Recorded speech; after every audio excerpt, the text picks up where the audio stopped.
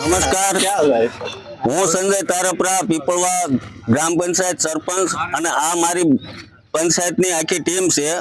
અને અમારા ગામની અંદર જ્યારે ઘણા બધા પ્રશ્નો એવા હતા કે અધવચ્ચે પાણીનો પહેલી મોટી તકલીફ પાણીની હતી, પીવાના પાણીની અને ખેતી લાયક પાણીની જે પ્રશ્ન હતા. અને અમે આખી ટીમે એક પીપળવાનું સુરત જે ઉદ્યોગપતિ છે બધાને અરે વાત કરી.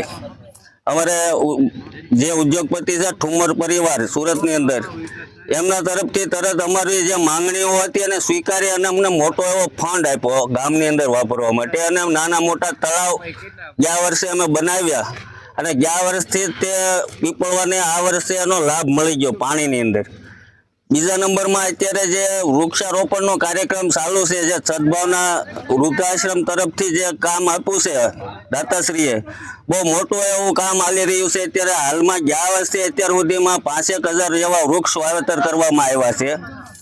શમશાનની અંદર જે ઘટતી સુવિધાઓ હતી એ અમારા દાતાશ્રીઓ તરફથી આપવામાં આવી છે. ગામમાં ઘણી બધી એવી વ્યવસ્થાઓ હતી જે બીજા ઘણા બધા દાતાશ્રીઓ ગેટના કામ છે.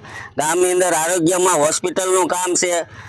એક એમ્બ્યુલન્સ પણ એક દાતાશ્રીએ ઘનશ્યામભાઈ એમ્બ્યુલન્સ પણ આપી છે, જે ગામની અંદર કોઈ પણ સમાજના 18 વર્ણમાં કોઈ પણને ગમે ત્યારે તકલીફ હોય તો ખાલી એક ફોન કરવાથી એમ્બ્યુલન્સ જાય છે. જેમ આપણે 108ની સરકારશ્રીની યોજના છે એવી અમારા ગામ પૂરતી પણ આવી એક યોજના, એક સુવિધા કરી છે.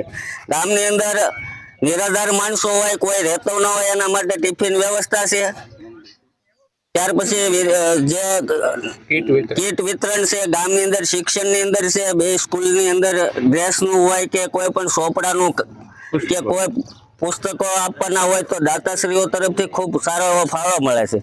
અને પીપળવા ગામની અંદર અત્યારે જે આ છેલ્લા 2-3 વર્ષથી જે વિકાસનું કામ ચાલી રહ્યું છે, જે બધા ગામ લોકો ખૂબ ખુશ થયા છે. અને અમારી ટીમ અને અમારા ગામ વતી અમે ખૂબ આ પરિવારનો ખૂબ આભાર વ્યક્ત કરીએ છીએ.